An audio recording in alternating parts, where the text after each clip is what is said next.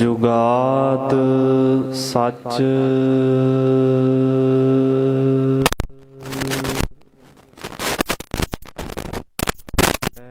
भी सच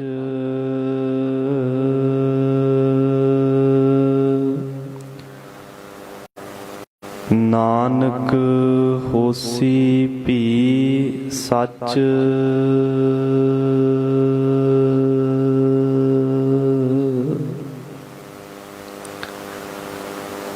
हम अवगुण भरे एक गुण नाही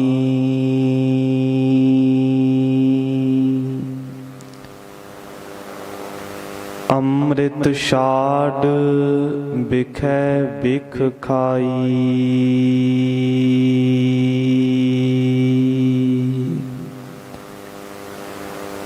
माया मोह भरम पै भूले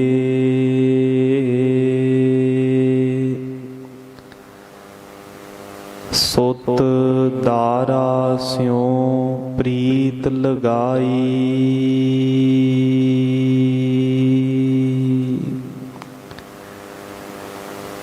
एक उत्तम पंथ सुनियो गुर संगत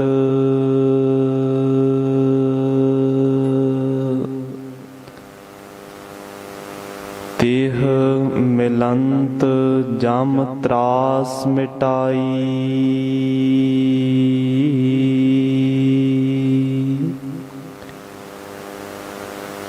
एक अरदास पाठ कीरत की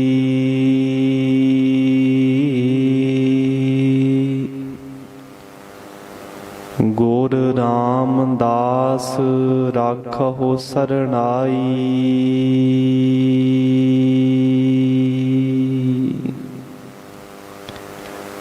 कहाँ बुद्ध प्रभ तुच्छ हमारी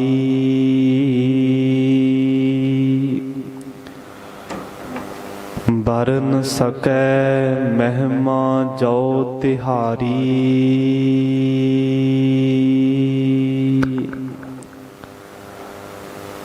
हम ना सकत कर सिफत तुम्हारी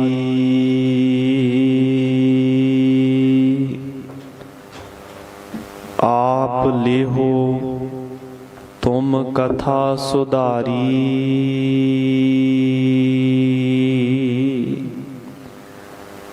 हम ना सकत कर सिफत तुम्हारी आप लेहो तुम कथा सुधारी सतनाम श्री वाहिगुरु साहिब जी। श्री राग महला पहला। मरण की चिंता नहीं जीवन की नहीं आस तू सर्व जिया प्रतिपालहि लेखै सास गिरास मरण की चिंता नहीं जीवन की नहीं आस तू सर्व जिया प्रतिपालहि लेखै सास गिरास। वाहिगुरु जी का खालसा वाहिगुरु जी की फतेह। परम सत्कारयोग दीना बंधु भगत वशल करुणा निधान अंतरजामी सतगुरु गरीब निवाज ਕਰੋੜਾਂ ਖੰਡਾਂ ਬ੍ਰਹਿਮੰਡਾਂ ਦੇ ਮਾਲਕ ਧੰਨ ਧੰਨ ਸ੍ਰੀ ਗੁਰੂ ਗ੍ਰੰਥ ਸਾਹਿਬ ਜੀ ਦੀ ਅਪਾਰ ਕਿਰਪਾ ਸਦਕਾ ਸਤਿਗੁਰਾਂ ਦੇ ਪਾਵਨ ਦਰਬਾਰ ਅੰਦਰ ਅੰਮ੍ਰਿਤ ਵੇਲੇ ਦੇ ਸੁੰਦਰ ਦੀਵਾਨ ਸਜੇ ਹਨ। ਸਜੇ ਹੋਏ ਦੀਵਾਨਾਂ ਅੰਦਰ ਸਤਿਗੁਰੂ ਜੀ ਨੇ ਪ੍ਰਕਾਸ਼ਮਾਨ ਹੋ ਕੇ ਖੁੱਲੇ ਦਰਸ਼ਨ ਦੀਦਾਰ ਬਖਸ਼ਿਸ਼ ਕੀਤੇ। ਉਪਰੰਤ ਪੰਜ ਬਾਣੀਆਂ ਦੇ ਨਿਤਨੇਮ ਸੁਖਮਨੀ ਸਾਹਿਬ ਦੇ ਪਾਠ ਅਤੇ ਆਸਾ ਦੀ ਵਾਰ ਦਾ ਰਸ ਪਿੰਨਾ ਕੀਰਤਨ ਹੋਇਆ ਹੈ। आओ मन चित बिरतियां इकागर करके निता प्रति दी मर्यादा अनुसार पावन गुरबाणी दी लड़ीवार कथा विचार सरवण करिए जी। अज दे पावन शब्द विच तन तन श्री गुरु ग्रंथ साहिब जी महाराज बख्शिश करते हैं कि जीवन मुक्त पुरुष दे मन का सुभाव किहो जिहा है। जीवन मुक्त का अर्थ है कि जिसका जीवन अजे बाकी है परंतु वो मुक्त हो चुका है। उसनू मुक्ति प्राप्त करन वास्ते मौत नू उडीकना नहीं पवेगा, क्योंकि जे मौत तक मुक्ति उडीकनी ही पवे ते गुरबाणी दा बचन है कि बूढ़ मुए नौका मिले कहो काहे चढ़ावो। हे परमात्मा, जे तेरे ते ओट रख के असी मौत तक मुक्ति दी ही उडीक करते रहिए ते मौत तो बाद तू सानू मुक्त कर भी देवें, पर उदों मुक्ति प्राप्त करन दा की फायदा होवेगा, क्योंकि डुब के मरे हुए व्यक्ति नू जिहड़ा प्यास दे करके जां फिर इधर उधर हाथ मारदा होया डुब गया ते बाद विच किसी वधिया बेड़ी दे उपर उहदी लाश नू रख दिता जावे, मौत तो बाद बेड़ी उहदे वास्ते फजूल है। फिर तां भावें नदी दे पानी विच ही उहदा शरीर रुड़ जाए, उस मुर्दे नू कोई परवाह नहीं, उस नू कोई फर्क नहीं पैन लगा। इस करके जीवन मुक्त वो है कि जिसदा जीवन अजे बाकी है परंतु वो मुक्त हो गया है। बेणी कहे सुनहो रे भगत हो, मरण मुक्त किन पाई। भगत बेणी प्रसाद जी, भगत बेणी जी का बचन है कि जिसनू मुक्ति प्राप्त हुंदी है जिउंदे जागदे जी हुंदी है। जेड़ा जिउंदियां मुक्त है वो मरिया भी मुक्त है, ते जेड़ा जिउंदियां संसारी बंधना तो आजाद नहीं हो सकिया वो मौत तो बाद भी मुक्त नहीं हो सकेगा। शहीदां दे सरताज बाणी के बोहित धन धन श्री गुरु अर्जन देव जी महाराज का पवित्र बचन है, प्रभ की आज्ञा आत्म हितावै, जीवन मुक्त सोऊ कहावै। महाराज कहते जेड़ा व्यक्ति परमेश्वर की आज्ञा नू सिर मत्थे प्रवान करता है, ओदी हर आज्ञा ओदी रजा दे नाल जेड़ा राजी हो जाता है। देखो रजा दे नाल राजी तां हर एक नू होना ही पैंदा है, पर कोई रो कुरला के हुंदा है, कोई हस के हुंदा है। महाराज कहते जेड़ा व्यक्ति बड़े खुशी दे नाल बड़े आनंद नाल परमात्मा दी आज्ञा नाल सहमत हो जावे, सही मायनिਆਂ दे विच ओही जीवन मुक्त है। प्रभ की आज्ञा आत्म हितावै, जीवन मुक्त सोऊ कहावै।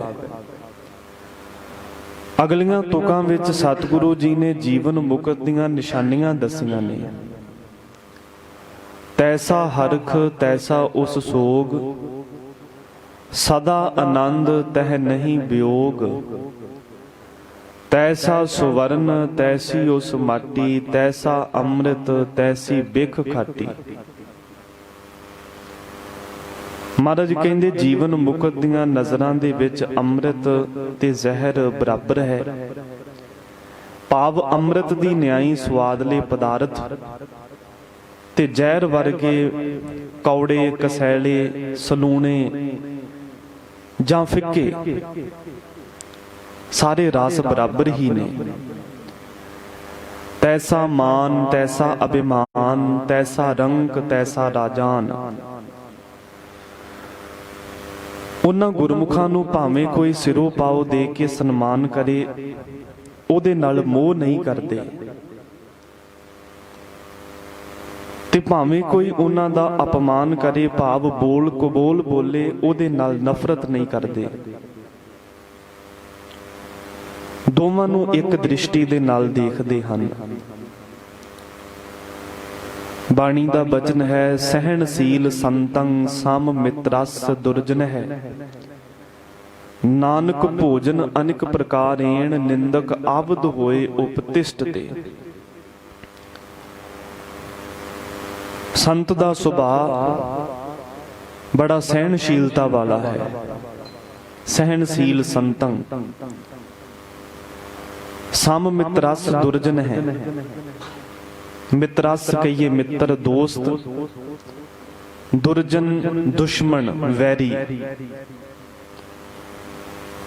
ਸੰਤ ਦੀ ਦ੍ਰਿਸ਼ਟੀ ਇੰਨੀ ਨਿਰਮਲ ਹੈ, ਉਸ ਨੂੰ ਦੁਸ਼ਮਣ ਅਤੇ ਦੋਸਤ ਦੇ ਵਿੱਚ ਕੋਈ ਫਰਕ ਨਹੀਂ ਲੱਗਦਾ। ਕੋਈ ਸ਼ਰਧਾਲੂ 36 ਪ੍ਰਕਾਰ ਦੇ ਪਦਾਰਥ ਤਿਆਰ ਕਰਕੇ ਬੜੀ ਭਾਵਨਾ ਨਾਲ ਸੰਤ ਦੇ ਸਰਾਣੇ ਖੜੋਤਾ ਹੋਵੇ ਕਿ ਕਿਰਪਾ ਕਰੋ, ਮੇਰੇ ਵੱਲੋਂ ਤਿਆਰ ਕੀਤੇ ਪਦਾਰਥਾਂ ਨੂੰ ਛਕ ਕੇ ਮੇਰੀ ਕਿਰਤ ਕਮਾਈ ਨੂੰ ਸਫਲ ਕਰੋ। ਸੰਤ ਕਦੇ ਉਹਦੇ ਨਾਲ ਨੇਹ ਨਹੀਂ ਕਰਦਾ, ਤੇ ਦੂਸਰੇ ਪਾਸੇ ਕੋਈ ਦੁਸ਼ਟ ਦੁਸ਼ਮਣ ਵੈਰੀ ਹੱਥ ਵਿੱਚ ਤਲਵਾਰ ਫੜ ਕੇ ਖਲੋਤਾ ਹੋਵੇ ਕਿ ਹੁਣੇ 1 ਮਿੰਟ ਦੇ ਵਿੱਚ ਤੇਰਾ ਗਾਟਾ ਲਾ ਦਿਆਂਗਾ, ਸੰਤ ਉਹਦੇ ਨਾਲ ਨਫ਼ਰਤ ਨਹੀਂ ਕਰਦਾ। ਨਾਨਕ ਭੋਜਨ ਅਨੇਕ ਪ੍ਰਕਾਰੇਣ, ਨਿੰਦਕ ਆਵਦ ਹੋਏ ਉਪਤਿਸ਼ਟ ਤੇ। ਨਿੰਦਕ ਤਿਆਰ ਪਰ ਤਿਆਰ ਖੜਾ ਹੋਵੇ ਸੰਤ ਨੂੰ ਮਾਰਨ ਵਾਸਤੇ, ਸੰਤ ਦਾ ਕਤਲ ਕਰਨ ਵਾਸਤੇ। ਪਰ ਜੀਵਨ ਮੁਕਤ ਉਹ ਹੈ ਜਿਹੜਾ ਦੋਵਾਂ ਤੋਂ ਉਪਰਾਮ ਹੈ। ਤੈਸਾ ਮਾਨ ਤੈਸਾ ਅਭਿਮਾਨ, ਤੈਸਾ ਰੰਕ ਤੈਸਾ ਰਾਜਾਨ। ਆਮ ਦੁਨਿਆਵੀ ਮਨੁੱਖ ਗਰੀਬ ਤੇ ਅਮੀਰ ਦੇ ਵਿੱਚ ਬੜਾ ਫਰਕ ਰੱਖਦਾ ਹੈ। ਜੇ ਘਰ ਦੇ ਬੂਹੇ ਤੇ ਕੋਈ ਗਰੀਬ ਆ ਕੇ ਦਸਤਕ ਦੇਵੇ ਤੇ ਆਪਣਾ ਬੂਹਾ ਹੀ ਨਹੀਂ ਖੋਲਦਾ, ਤੇ ਜੇ ਅਮੀਰ ਨੇ ਆਉਣਾ ਹੋਵੇ ਤੇ ਅਗਲ ਵਾਂਢੀ ਲੈਣ ਵਾਸਤੇ ਜਾਂਦਾ ਹੈ। ਫਿਰ ਘਰ ਸੱਦ ਕੇ ਬੜਾ ਮਾਨ ਸਨਮਾਨ ਆਦਰ ਕਰਦਾ ਹੈ, ਆਪਣੀਆਂ ਪਲਕਾਂ ਵਿਛਾਉਂਦਾ ਹੈ।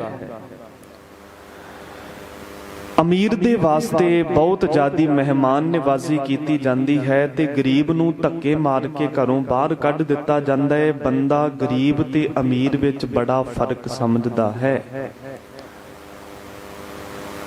ਪਰੰਤੂ ਗੁਰਦੇਵ ਕਹਿੰਦੇ ਨਾਮ ਜਪਣ ਵਾਲੇ ਨੂੰ ਕੋਈ ਫਰਕ ਨਹੀਂ ਪੈਂਦਾ ਕਿ ਉਹਦੇ ਦਰਵਾਜ਼ੇ ਤੇ ਕੋਈ ਗਰੀਬ ਆਇਆ ਹੈ ਜਾਂ ਅਮੀਰ ਆਇਆ ਹੈ। ਤੈਸਾ ਰੰਕ ਤੈਸਾ ਰਾਜਾਨ, ਜੋ ਵਰਤਾਏ ਸਾਈ ਜੁਗਤ। ਜੋ ਕੁਝ ਪਰਮੇਸ਼ਰ ਭਾਣਾ ਵਰਤਾਵੇ, ਉਹਦੇ ਭਾਣੇ ਨਾਲ ਖਿੜੇ ਮੱਥੇ ਸਹਿਮਤ ਹੋ ਜਾਏ, ਨਾਨਕ ਉਹ ਪੁਰਖ ਕਹੀਐ ਜੀਵਨ ਮੁਕਤ। ਸਾਹਿਬ ਸ੍ਰੀ ਗੁਰੂ ਅਰਜਨ ਦੇਵ ਜੀ ਮਹਾਰਾਜ ਬਖਸ਼ਿਸ਼ ਕਰਦੇ ਹਨ ਕਿ ਉਸੇ ਜੀਵ ਨੂੰ, ਉਸੇ ਵਿਅਕਤੀ ਨੂੰ ਜੀਵਨ ਮੁਕਤ ਪੁਰਸ਼ ਕਹਿਣਾ ਚਾਹੀਦਾ ਹੈ। ਅੱਜ ਦੇ ਪਵਿੱਤਰ ਸ਼ਬਦ ਵਿੱਚ ਸਤਿਗੁਰੂ ਮਹਾਰਾਜ ਜੀ ਜੀਵਨ ਮੁਕਤ ਪੁਰਸ਼ ਦੇ ਲੱਛਣ ਦੱਸਦੇ ਹਨ। ਆਓ ਮਨ ਬਿਰਤੀਆਂ ਇਕਾਗਰ ਕਰਕੇ ਸਰਵਣ ਕਰੀਏ ਜੀ। ਸਤਨਾਮ ਸ੍ਰੀ ਵਾਹਿਗੁਰੂ ਸਾਹਿਬ ਜੀ। ਸ੍ਰੀ ਰਾਗ ਮਹੱਲਾ ਪਹਿਲਾ। ਮਰਣੈ ਕੀ ਚਿੰਤਾ ਨਹੀਂ, ਜੀਵਨ ਕੀ ਨਹੀਂ ਆਸ। ਸ੍ਰੀ ਰਾਗ ਅੰਦਰ ਜਗਤ ਗੁਰੂ ਸ੍ਰੀ ਗੁਰੂ ਨਾਨਕ ਦੇਵ ਜੀ ਮਹਾਰਾਜ ਦਾ ਪਵਿੱਤਰ ਸ਼ਬਦ ਹੈ। ਮਹਾਰਾਜ ਕਹਿੰਦੇ ਮਰਣੈ ਕੀ ਚਿੰਤਾ ਨਹੀਂ। ਜਿਹੜਾ ਜੀਵ ਆਪਣੇ ਆਪ ਨੂੰ ਪਰਮੇਸ਼ਰ ਦੇ ਨਾਮ ਵਿੱਚ ਲੀਨ ਕਰ ਲੈਂਦਾ ਹੈ, ਜਿਹੜਾ ਵਾਹਿਗੁਰੂ ਦੇ ਅਭੇਦ ਨਿਸ਼ਚੇ ਰੂਪੀ ਕੰਠ ਦੇ ਨਾਲ ਮਿਲ ਜਾਂਦਾ ਹੈ, ਉਸ ਨੂੰ ਮੌਤ ਦਾ ਕੋਈ ਫਿਕਰ ਨਹੀਂ ਰਹਿੰਦਾ ਕਿ ਅਜੇ ਤਾਂ ਧੌਲੇ ਵੀ ਨਹੀਂ ਆਏ, ਕਿਤੇ ਮੌਤ ਨਾ ਆ ਜਾਵੇ। ਇੱਕ ਮਨਮੁਖ ਨੂੰ ਹਮੇਸ਼ਾ ਮੌਤ ਦਾ ਡਰ ਲੱਗਾ ਰਹਿੰਦਾ ਕਿ ਮੌਤ ਨਾ ਆ ਜਾਵੇ, ਕਿਉਂਕਿ ਮੈਂ ਅਜੇ ਦੁਨੀਆ ਦੇ ਵਿੱਚ ਬਹੁਤ ਕੁਝ ਵੇਖਣਾ ਹੈ। ਅਜੇ ਮੈਂ ਕੀ ਵੇਖਿਆ ਹੈ? ਅਜੇ ਤਾਂ ਸੰਸਾਰ ਦੇ ਬੜੇ ਰਾਗ ਰੰਗ ਮੈਂ ਵੇਖਣੇ ਨੇ। ਤੇ ਮਹਾਰਾਜ ਕਹਿੰਦੇ ਨੇ ਮੌਤ ਨੂੰ ਵੇਖ ਕੇ ਬੰਦਾ ਡਰ ਜਾਂਦਾ ਹੈ। ਮੌਤ ਤੋਂ ਬਚਣ ਵਾਸਤੇ ਲੁਕਣ ਦੀ ਬੜੀ ਕੋਸ਼ਿਸ਼ ਕਰਦਾ ਹੈ, ਪਰ ਜਮਦੂਤ ਵੀ ਬੜੇ ਕਰੜੇ ਸੁਭਾਅ ਦੇ ਨੇ। ਜਿਹਨੂੰ ਲੈਣ ਵਾਸਤੇ ਆਏ ਹੋਣ ਬੰਦਾ ਜਿੰਨੇ ਮਰਜ਼ੀ ਯਤਨ ਕਰ ਲਵੇ ਛੱਡ ਕੇ ਨਹੀਂ ਜਾਂਦੇ। ਜਗ ਮਰਨ ਨਾ ਭਾਇਆ, ਨਿਤ ਆਪ ਲੁਕਾਇਆ, ਮਤ ਜਮ ਪਕੜੈ ਲੈ ਜਾਏ ਜਿਉ। ਮੌਤ ਚੰਗੀ ਨਹੀਂ ਲੱਗਦੀ, ਇਸ ਕਰਕੇ ਬੰਦਾ ਰੋਜ਼ ਡਰਦਾ ਹੈ, ਲੁਕਦਾ ਹੈ, ਛਿਪਦਾ ਹੈ ਕਿ ਖਬਰੇ ਕਿਤੇ ਮੌਤ ਨਾ ਆ ਜਾਵੇ। ਹਿੰਦੁਸਤਾਨ ਦੇ ਵਿੱਚ ਬੜੇ ਪ੍ਰਾਚੀਨ ਮਹਾਪੁਰਸ਼ ਹੋਏ ਨੇ ਰਿਸ਼ੀ ਯਾਗਵਲਕ।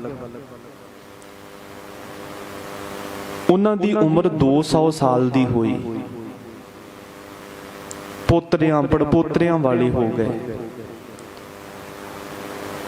200 ਸਾਲ ਬਾਅਦ ਜਦੋਂ ਮੌਤ ਲੈਣ ਵਾਸਤੇ ਆਈ ਤੇ ਰਿਸ਼ੀ ਯਾਗਵਲਕ ਨੂੰ ਆਖਿਆ, ਤੇਰਾ ਸਮਾਂ ਪੂਰਾ ਹੋ ਗਿਆ, ਤੇਰੀ ਮੁਨਿਆਦ ਪੁੱਗ ਗਈ ਹੈ, ਚੱਲ ਤੈਨੂੰ ਪਰਲੋਕ ਦੇ ਵਿੱਚ ਸੱਦਿਆ ਗਿਆ ਹੈ। ਚਲ ਹੋ ਸਿਤਾਬ ਦੀਵਾਨ ਬੁਲਾਇਆ, ਹਰ ਫੁਰਮਾਨ ਦਰਗਹਿ ਕਾ ਆਇਆ। ਦਰਗਾਹੀ ਫੁਰਮਾਨ ਤੈਨੂੰ ਲੈਣ ਵਾਸਤੇ ਆਇਆ ਹੈ, ਇਸ ਕਰਕੇ ਚੱਲ ਆਪਣੀ ਤਿਆਰੀ ਕਰ। ਜਿੰਨੇ ਝੰਜਟ ਤੂੰ ਆਪਣੇ ਵਧਾਏ ਨੇ ਸਾਰਿਆਂ ਨੂੰ ਸਮੇਟ, ਮੋਹ ਨੂੰ ਤੋੜ, ਮਾਇਆ ਦੇ ਬੰਧਨਾਂ ਨੂੰ ਤੋੜ ਤੇ ਸਾਡੇ ਨਾਲ ਤੁਰ। ਪਤਾ ਰਿਸ਼ੀ ਯਾਗਵਲਕ ਨੇ ਅੱਗੋਂ ਕੀ ਜਵਾਬ ਦਿੱਤਾ? ਕਹਿਣ ਲੱਗਾ, ਅਜੇ ਤਾਂ ਮੈਂ ਦੁਨੀਆ ਦਾ ਵੇਖਿਆ ਹੀ ਕੁਝ ਨਹੀਂ, ਤੁਸੀਂ ਹੁਣੇ ਮੈਨੂੰ ਲੈਣ ਵਾਸਤੇ ਆ ਗਏ ਹੋ। ਅਜੇ ਤਾਂ ਮੈਂ ਸੰਸਾਰ ਦੇ ਬੜੇ ਰਾਗ ਰੰਗ ਵੇਖਣੇ ਨੇ। ਪਰ ਜਮਦੂਤਾਂ ਨੇ ਆਖਿਆ ਕਿ ਇਹ ਤਾਂ ਹੋ ਨਹੀਂ ਸਕਦਾ, ਜਦੋਂ ਧੁਰੋਂ ਫਰਮਾਨ ਆਇਆ ਹੋਵੇ ਜਾਣਾ ਤੇ ਪੈਂਦਾ ਹੀ ਹੈ।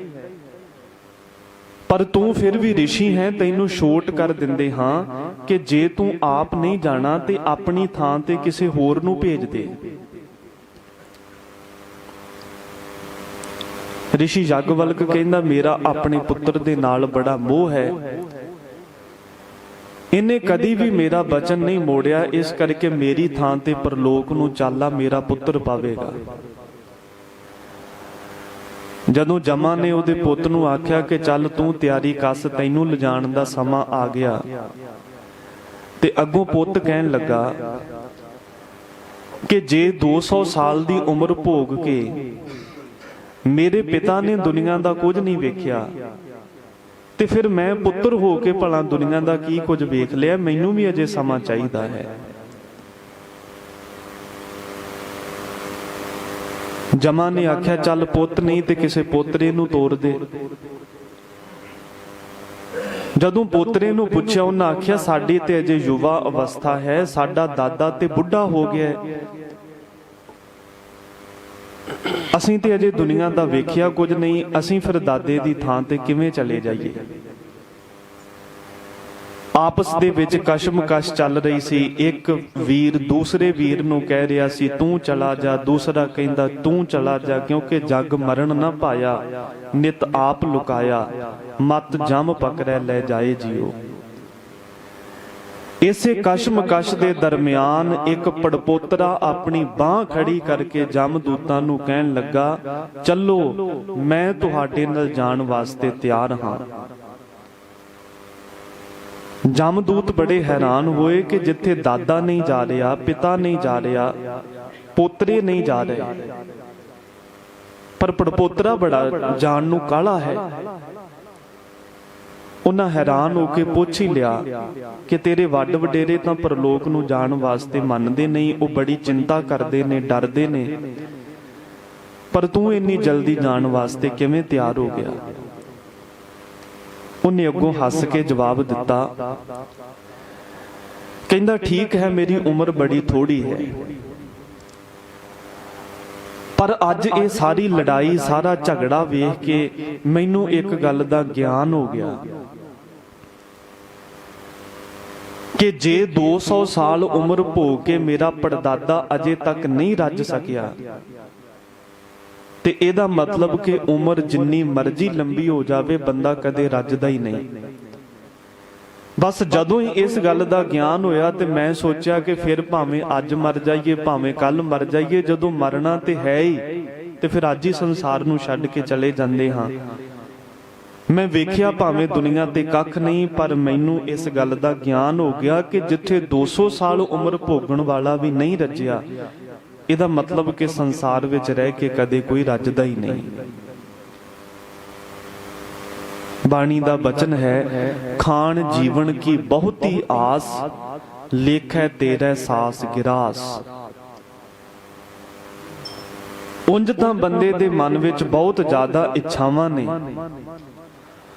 परंतु सब तो वड्डियां दो इच्छावां ने कि मैं सब तो ज्यादा खा लवां ते सब तो ज्यादी उम्र भोग लवां। भावें मित्र दोस्त सके संबंधी जिहड़े बराबर उम्र दे ने सारे चलाना कर जाण, पर बंदे दा फिर भी जान नूं जी नहीं करता। गुरु नानक साहब सच्चे पातशाह महाराज कहंदे जिहड़ा जीवन मुक्त हो जाता है उस नूं मौत दा कोई फिक्र नहीं रहिंदा, जदों मर्जी आ जावे मौत दा डर ही कोई नहीं। डर असल जिहड़े डरावे लोकां नूं पाए जांदे सी, गुरु नानक साहब महाराज जी ने उन्हां डरावियां तों उन्हां धमकियां तों लोकां नूं आज़ाद कर दिता। क्योंकि ये गल तां गुझी छिपी नहीं कि गुरु साहब दे समय हिंदुस्तान गुलामी दीआं जंजीरां विच जकड़िया सी ते गुलामां नूं आजाद कराउण वास्ते सब तो पहला जरूरी गल है कि उन्हां दी खल्लड़ी विचों मौत दा डर कढना पैंदा। जिन्ना चिर तक उन्हां दे अंदर मौत दा डर बनिया रहेगा वो आजादी दी गल ही नहीं करनगे। गुरु नानक साहब सच्चे पातशाह ने इन्हां शब्दां द्वारा हिंदुस्तानी लोकां दी मुर्दा जमीर नूं जिंदा करन वास्ते ये उपदेश दिता कि भाई मरने की चिंता नहीं, मौत दा फिक्र ना करो, जदों आउणी है आ ही जानी है, कोई उस नूं मोड़ नहीं सकिया। जो कहे काल ते भाज कै बाचियत, तो किहे कुंट कहो भज जाइए। आगे हूँ काल धरे अस गाजत, शाजत है के ते नस जे ते नस पई है। कलगीधर पातशाह महाराज कहंदे जिहड़ा मन विच भुलेखा पाली बैठा होवे कि कोई गल नहीं, जदों मौत आवेगी मैं अगे लग के दौड़ पवांगा, मेरा घोड़ा बड़ा तेज दौड़दा है, मैं मौत दे हथ नहीं आवांगा। महाराज कहंदे तू जिन्ना मर्जी भज्जण दी कोशिश कर, पर याद रखी जिथे भज दौड़ के पहुंचेगा मौत तेरे जाण तो पहला खड़ी होवेगी। सियाणियां दी कहावत है कि मूसा भज्जा मौत तो, मौत अगे खड़ी। बंदा जिंदा रहने दे यतन बड़े करदा है, मौत तो डरदा है, लुकदा छिपदा है, पर महाराज कहंदे उन्हें अपने समय ते आ ही जाना है। जदों समा स्थान ते कारण तिन्ने इकट्ठे हो गए उदों मौत दा आउणा अवश्य है। तो सतगुरु सच्चे पातशाह महाराज कहंदे जीवन मुक्त पुरखां नूं कदे भी मौत दी चिंता नहीं हुंदी, मरने की चिंता नहीं, जीवन की नहीं आस। लंबा जीवन जीउण दी मन विच कोई इच्छा नहीं कि बहुते साल बहुता चिर इस दुनिया ते रहिए ते खाइए हंडाइए ਫਿਰ ਆਪਣੇ ਧੀਆਂ ਪੁੱਤਾਂ ਨੂੰ ਪਾਲ ਕੇ ਵਿਆਹ ਕੇ ਵੱਡੇ ਕਰੀਏ ਤੇ ਫਿਰ ਜਿਹੜੇ ਪੋਤਰੇ ਹੋਣਗੇ ਉਹ ਬਜ਼ੁਰਗ ਹੋਇਆਂ ਸਾਡੀ ਸੇਵਾ ਕਰਨਗੇ। ਬੜੀ ਲੰਬੀ ਆਸ ਹੈ। ਤੋ ਸਾਹਿਬ ਸ੍ਰੀ ਗੁਰੂ ਨਾਨਕ ਦੇਵ ਜੀ ਮਹਾਰਾਜ ਕਹਿੰਦੇ ਨੇ, ਬ੍ਰਹਮ ਗਿਆਨੀ ਦੇ ਮਨ ਵਿੱਚ ਇਹ ਇੱਛਾ ਨਹੀਂ ਹੁੰਦੀ। ਉਸਨੇ ਸਭ ਤੋਂ ਪਹਿਲਾਂ ਆਪਣੀ ਇਸ ਇੱਛਾ ਨੂੰ ਮਿਟਾਇਆ ਹੈ। ਨਾ ਮੌਤ ਦਾ ਡਰ ਹੈ, ਨਾ ਲੰਬਾ ਜੀਵਨ ਜਿਉਣ ਦੀ ਇੱਛਾ ਹੈ। ਵੈਸੇ ਹੈਰਾਨੀ ਦੀ ਗੱਲ, ਬੰਦੇ ਨੂੰ ਲੰਬਾ ਜੀਵਨ ਜਿਉਣ ਦੀ ਇੱਛਾ ਪਤਾ ਕਿਉਂ ਹੈ? ਕਿ 4 ਦਿਨ ਹੋਰ ਖਾ ਪੀ ਲਵਾਂ।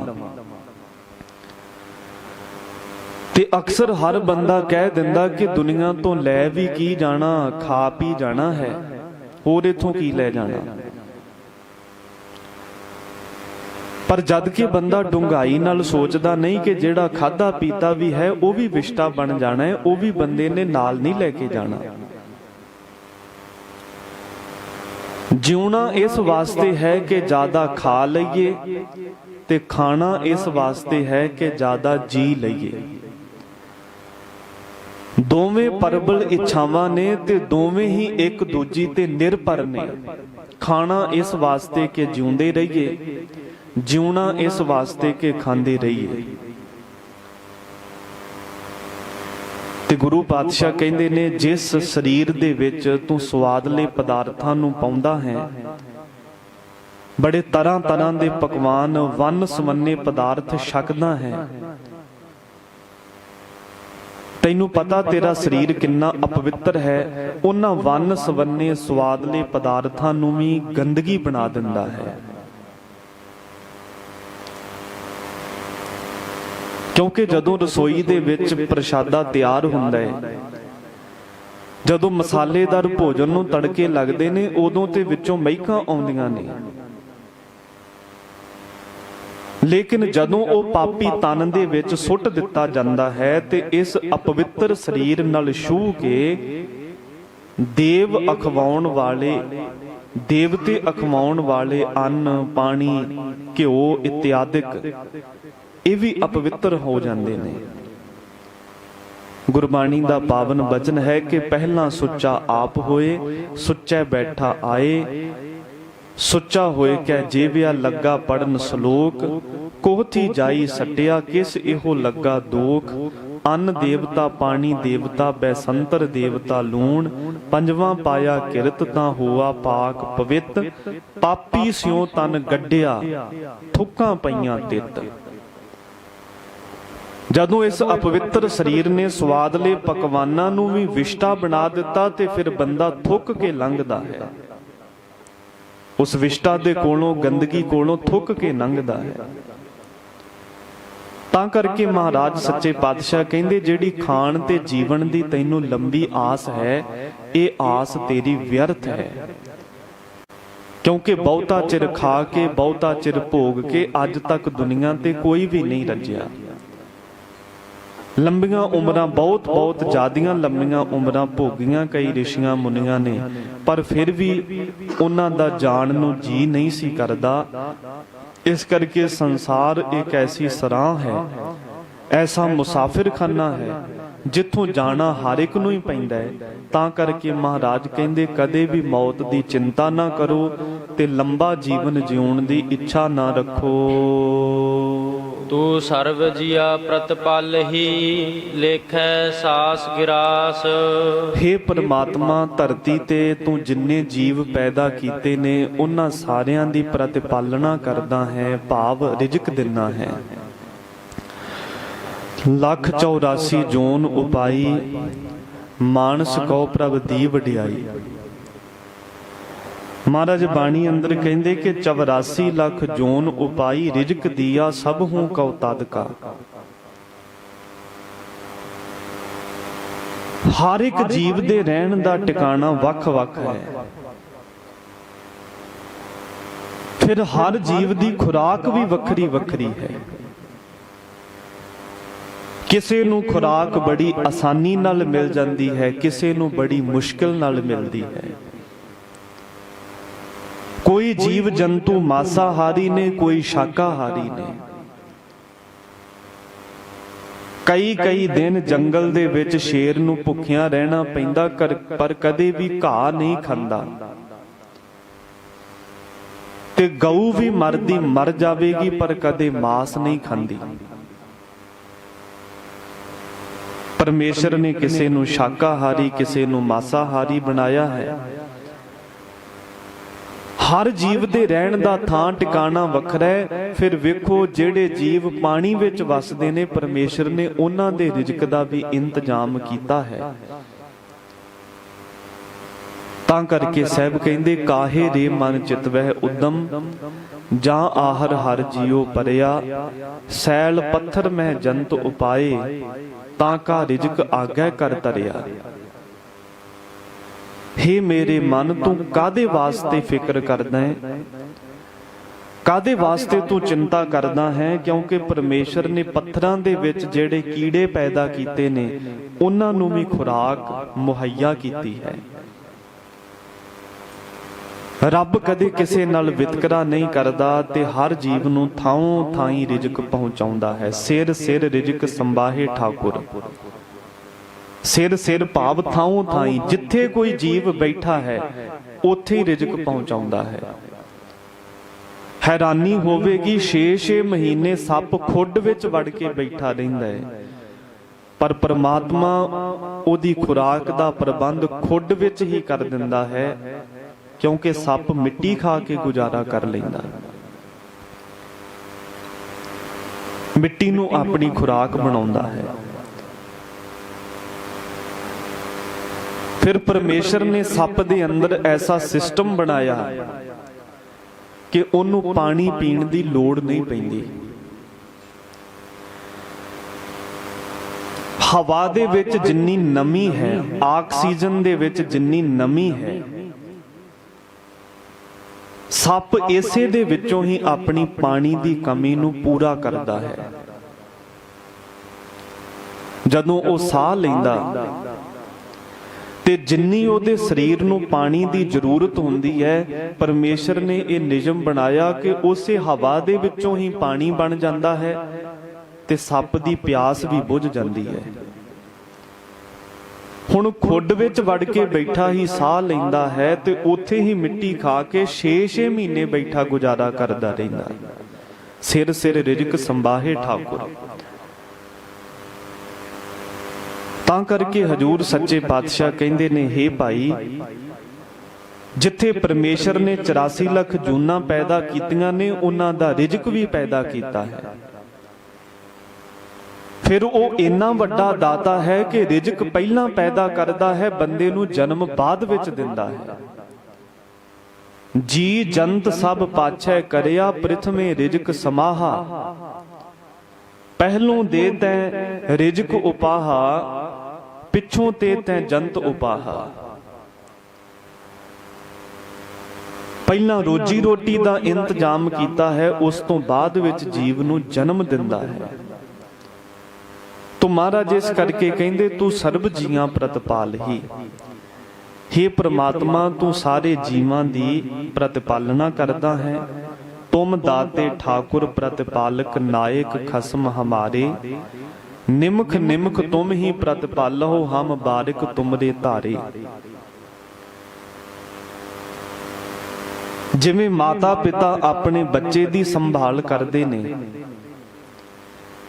ਕਿਉਂਕਿ ਬੱਚਾ ਅਣਜਾਣ ਹੈ, ਉਹਨੂੰ ਆਪਣੇ ਸਰੀਰ ਦੀ ਕੋਈ ਸੁੱਧ ਬੁੱਧ ਨਹੀਂ, ਕਦੋਂ ਖਾਣਾ ਹੈ, ਕਿੰਨਾ ਖਾਣਾ ਹੈ। ਬੱਚੇ ਨੂੰ ਆਪਣੇ ਸਰੀਰ ਬਾਰੇ, ਆਪਣੇ ਜੀਵਨ ਬਾਰੇ ਕੋਈ ਸੁੱਧ ਨਹੀਂ ਹੈ, ਪਰ ਮਾਤਾ ਪਿਤਾ ਹਰ ਪਲ ਬੱਚੇ ਦੀ ਖਬਰ ਰੱਖਦੇ ਨੇ।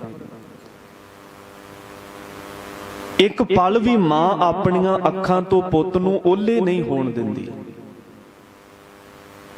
ਕਿਉਂਕਿ ਬੱਚੇ ਦੀ ਸੰਭਾਲ ਕਰਨੀ ਉਹ ਆਪਣੀ ਜ਼ਿੰਮੇਵਾਰੀ ਸਮਝਦੀ ਹੈ।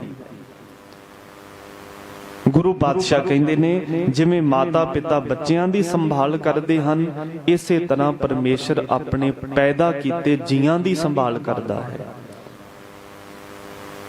ਹਰ ਜੀ ਮਾਤਾ ਹਰ ਜੀ ਪਿਤਾ ਹਰ ਜੀਓ ਪ੍ਰਤਪਾਲਕ, ਹਰ ਜੀ ਮੇਰੀ ਸਾਰ ਕਰੇ ਹਮ ਹਰ ਕੇ ਬਾਲਕ।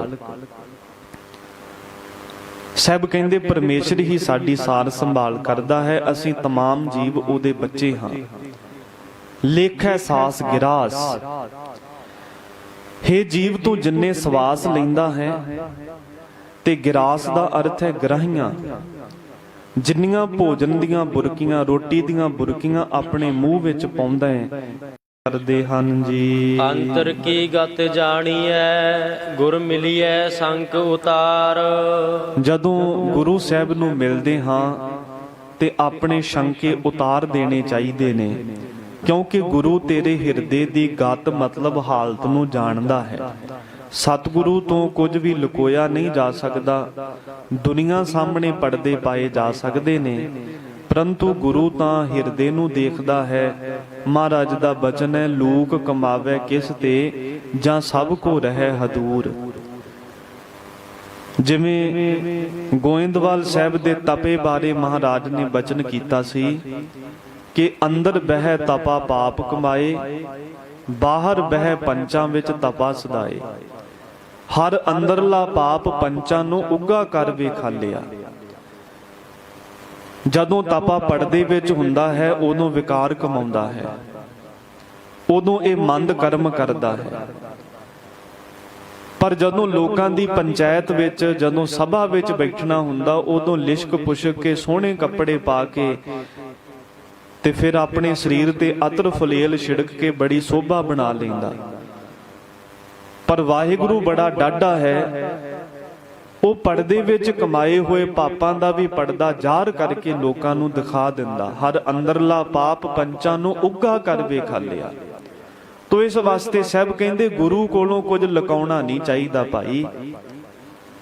ਇੱਕ ਉਰਦੂ ਦੇ ਅਦੀਬ ਦਾ ਬੜਾ ਸੁੰਦਰ ਵਾਕ ਹੈ ਕਿ ਜਬ ਕੋਈ पूछे कि ये क्या है तो छुपाए ना बने, क्योंकि पूछने वाला भी तो क़यामत की नजर रखता है।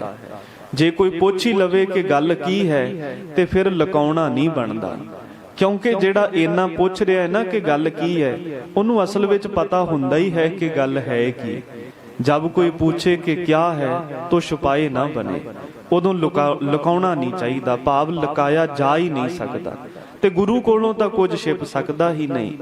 ਅੰਤਰ ਕੀ ਗਤ ਜਾਣੀਏ, ਮਹਾਰਾਜ ਕਹਿੰਦੇ ਗੁਰੂ ਤਾਂ ਹਿਰਦੇ ਦੀ ਗਤ, ਹਿਰਦੇ ਦੀ ਹਾਲਤ ਨੂੰ ਜਾਣਦਾ ਹੈ। ਗੁਰ ਮਿਲਿਆ ਸੰਕ ਉਤਾਰ, ਗੁਰੂ ਨੂੰ ਮਿਲਣ ਵੇਲੇ ਆਪਣੇ ਮਨ ਦੇ ਸ਼ੰਕੇ ਦੂਰ ਕਰ ਦੇਣੇ ਚਾਹੀਦੇ ਹਨ। ਮੋਇਆ ਜਿਤ ਕਰ ਜਾਈਐ, ਤਿਤ ਜੀਵ ਦਿਆ ਮਰ ਮਾਰ।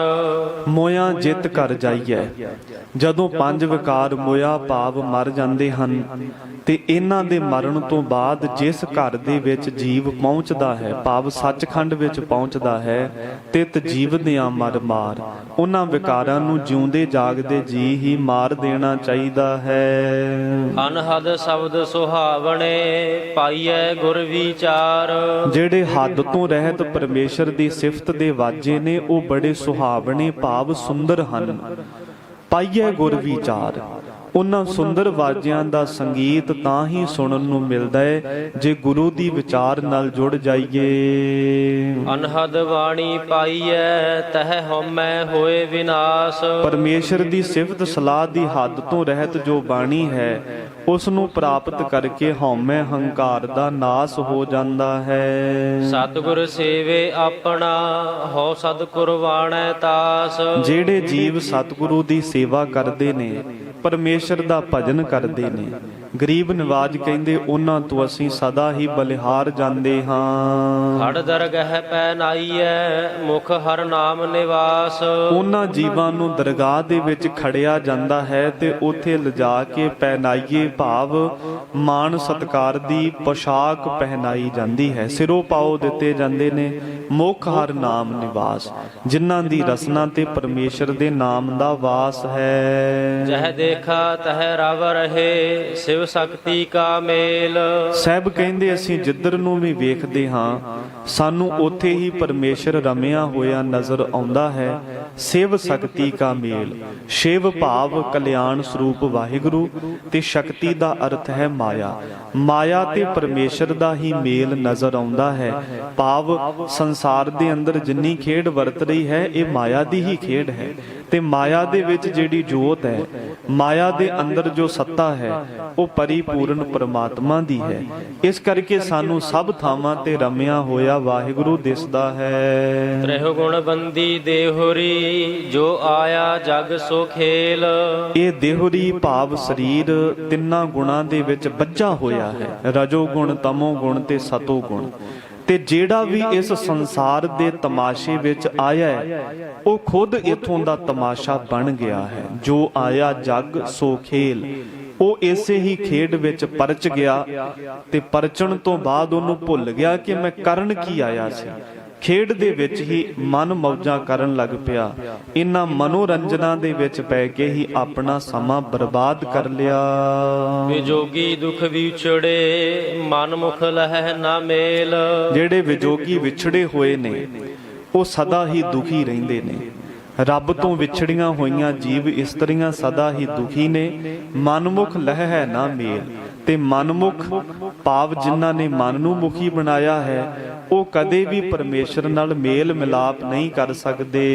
ਮਨ ਵੈਰਾਗੀ ਘਰ ਵਸੈ ਸੱਚ ਭੈ ਰਾਤਾ ਹੋਏ। ਜਿਨ੍ਹਾਂ ਦਾ ਬੈਰਾਗੀ ਮਨ, ਇੱਥੇ ਬੈਰਾਗੀ ਇਸ ਵਾਸਤੇ ਸ਼ਬਦ ਵਰਤਿਆ ਕਿਉਂਕਿ ਵੈਰਾਗੀ ਵੀ ਭਰਮਦੇ ਫਿਰਦੇ ਹੁੰਦੇ ਨੇ। ਵੈਰਾਗੀ ਵੀ ਇੱਕ ਥਾਂ ਤੇ ਟਿਕ ਕੇ ਨਹੀਂ ਬੈਠਦੇ। ਮਨ ਵੀ ਕਦੇ ਟਿਕ ਕੇ ਨਹੀਂ ਬੈਠਦਾ, ਪਰ ਜਦੋਂ ਗੁਰੂ ਕਿਰਪਾ ਹੋ ਜਾਵੇ ਫਿਰ ਘਰ ਵਸੈ। ਇਹ ਭਟਕਦਾ ਹੋਇਆ ਮਨ ਘਰ ਵਿੱਚ ਬੈਠ ਜਾਂਦਾ ਹੈ। ਸੱਚ ਭੈ ਰਾਤਾ ਹੋਏ, ਸੱਚੇ ਅਕਾਲ ਪੁਰਖ ਵਾਹਿਗੁਰੂ ਦੇ ਭੈ ਨਾਲ ਉਹਦੇ ਭੈ ਅਤੇ ਪ੍ਰੇਮ ਰੰਗ ਵਿੱਚ ਰੰਗਿਆ ਜਾਂਦਾ ਹੈ। ਗਿਆਨ ਮਹਾਰਸ ਭੋਗਵੈ ਬਹੁੜ ਭੂਖ ਨਾ ਹੋਏ। ਜਿਹੜਾ ਮਹਾਰਸ ਭਾਵ ਸਭ ਤੋਂ ਮਹਾਨ ਰਸ, ਸਭ ਤੋਂ ਸਵਾਦਲਾ ਪਰਮੇਸ਼ਰ ਦਾ ਨਾਮ, ਗਿਆਨ, ਉਸ ਨੂੰ ਭੋਗ ਲੈਂਦਾ ਹੈ, ਬਾਹੜ ਭੂਖ ਨਾ ਹੋਏ।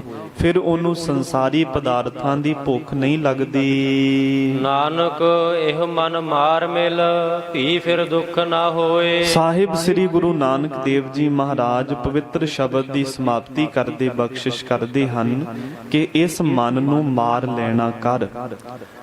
ਬੇਸ਼ੱਕ ਇਹ ਮਨ ਬੜਾ ਬਲਵਾਨ ਹੈ, ਇਹ ਮਨ ਬੜਾ ਤਾਕਤਵਰ ਹੈ, ਪਰ ਗੁਰੂ ਦਾ ਓਟ ਆਸਰਾ ਲੈ ਕੇ ਇਸ ਨੂੰ ਮਾਰ। ਕਿਉਂਕਿ ਜਦੋਂ ਤੱਕ ਮਨ ਨੂੰ ਮਾਰਦਾ ਨਹੀਂ ਤੇ ਮਨ ਮਾਰੇ ਬਿਨ ਭਗਤ ਨਾ ਹੋਏ। ਮਨ ਨੂੰ ਮਾਰਨ ਤੋਂ ਬਗੈਰ ਰੱਬ ਦੀ ਬੰਦਗੀ ਹੋ ਹੀ ਨਹੀਂ ਸਕਦੀ। ਤੋ ਇਸ ਕਰਕੇ ਸਾਹਿਬ ਕਹਿੰਦੇ ਇਹੋ ਮਨ ਮਾਰ ਮਿਲ। ਜਦੋਂ ਮਨ ਨੂੰ ਮਾਰ ਲਵੇਂਗਾ ਫਿਰ ਪਰਮੇਸ਼ਰ ਨਾਲ ਮਿਲ ਜਾਏਗਾ। ਭੀ ਫਿਰ ਦੁੱਖ ਨਾ ਹੋਏ। ਭੀ ਮਤਲਬ ਬਹੁੜੋ, ਦੁਬਾਰਾ ਕਦੇ ਵੀ ਦੁੱਖ ਨਹੀਂ ਆਏਗਾ। ਭਾਵ ਵਿਸ਼ੇ ਵਿਕਾਰਾਂ ਦਾ ਦੁੱਖ, ਮਨ ਨੂੰ ਜਿਹੜਾ 4 ਪ੍ਰਕਾਰ ਦਾ ਦੁੱਖ ਲੱਗਾ ਹੋਇਆ ਹੈ, ਸਤਿਗੁਰੂ ਪਾਤਸ਼ਾਹ ਕਹਿੰਦੇ ਇਹ ਦੁੱਖਾਂ ਤੋਂ ਨਿਵਰਤੀ ਹੋ ਜਾਵੇਗੀ। ਸਦਾ ਵਾਸਤੇ ਸੁਖ ਸਰੂਪ ਪਰਮੇਸ਼ਰ ਦੇ ਵਿੱਚ ਲੀਨਤਾ ਪ੍ਰਾਪਤ ਹੋ ਜਾਏਗੀ। ਸਾਯੁਜ ਕੇਵਲ ਮੁਕਤੀ ਨੂੰ ਪ੍ਰਾਪਤ ਕਰਕੇ ਜੀਵ ਈਸ਼ ਇੱਕ ਦੂਸਰੇ ਵਿੱਚ ਅਭੇਦ ਹੋ ਜਾਣਗੇ। ਸਤਿਗੁਰੂ ਸੱਚੇ ਪਾਤਸ਼ਾਹ ਸਾਹਿਬ ਸ੍ਰੀ ਗੁਰੂ ਗ੍ਰੰਥ ਸਾਹਿਬ ਮਹਾਰਾਜ ਜੀ ਨੇ ਇੱਥੋਂ ਤੱਕ ਪਾਵਨ ਉਪਦੇਸ਼ ਦੀ ਬਖਸ਼ਿਸ਼ ਕੀਤੀ ਹੈ। ਸਤਿਗੁਰੂ ਸਾਹਿਬ ਕਿਰਪਾ ਕਰਨ, ਗੁਰਬਾਣੀ ਵਿਚਾਰ ਸਾਡੇ ਹਿਰਦਿਆਂ ਵਿੱਚ ਵਸੇ, ਜਿਸ ਕਰਕੇ ਲੋਕ ਪਰਲੋਕ ਸਫਲ ਹੋ ਜਾਵੇ। ਇੰਨੀਆਂ ਬੇਨਤੀਆਂ ਪ੍ਰਵਾਨ ਕਰਨੀਆਂ ਜੀ। ਵਿਚਾਰ ਕਰਦਿਆਂ ਹੋਈ ਭੁੱਲ ਚੁੱਕ ਦੀ ਖਿਮਾ ਬਖਸ਼ਣੀ, ਅੱਗੇ ਵਾਸਤੇ ਸਮਤ ਬਖਸ਼ਣੀ। ਸਤਿਗੁਰੂ ਸ੍ਰੀ ਗੁਰੂ ਗ੍ਰੰਥ ਸਾਹਿਬ ਮਹਾਰਾਜ ਜੀ ਦਾ ਕੋਟਾਨ ਕੋਟ ਧੰਨਵਾਦ ਹੈ। ਆਖਰੀ 2 ਪੰਕਤੀਆਂ ਪੜ੍ਹ ਕੇ ਸਮਾਪਤੀ ਹੈ ਜੀ। ਗਿਆਨ ਮਹਾਰਸ ਭੋਗਵੈ ਬਾਹੁੜ ਭੂਖ ਨਾ ਹੋਏ। ਨਾਨਕ ਇਹੋ ਮਨ ਮਾਰ ਮਿਲ ਭੀ ਫਿਰ ਦੁੱਖ ਨਾ ਹੋਏ। ਵਾਹਿਗੁਰੂ ਜੀ ਕਾ ਖਾਲਸਾ, ਵਾਹਿਗੁਰੂ ਜੀ ਕੀ ਫਤਿਹ। ਹੇ ਗੋਬਿੰਦ, ਹੇ ਗੋਪਾਲ, ਹੇ ਦਇਆਲ, ਪ੍ਰਾਣਨਾਥ ਅਨਾਥ ਸਖੇ ਦੀਨ ਦਰਦ, ਹੇ ਸਮਰੱਥ ਅਗਮ ਪੂਰਨ ਮੋਹਿ ਮਇਆ, ਅੰਧਕੂਪ ਮਹਾ ਭਿਆਨ ਨਾਨਕ, ਹੇ ਅਚੁੱਤ, ਹੇ ਪਾਰ ਬ੍ਰਹਮ ਅਬਿਨਾਸੀ, हे पूरन हे सर्ब मैं दुख भंजन, हे संगी हे निरंकार, हे निर्गुण सब, हे गोबिंद हे गुण निधान, जाकै सदा हे अपरंपर हर हरे है पी होवन, हे संतह कै सदा संग निधारा, हे ठाकुर हूँ दास रो मैं निर्गुण गुण नहीं, नानक दीजै नाम दान राखो हिय, आए प्रभ शरणागति कृपा निध, एक अखर हर मन बस्त नानक, वाहिगुरु नाम जहाज है चढ़े सो तरे, जो शरधा कर सेम दे गुर पार उतार, वाहिगुरु नाम जहाज है चढ़े सो तरे, जो शरधा कर सेम दे गुर पार उतारन। वाहिगुरु जी का खालसा, वाहिगुरु जी की फतेह।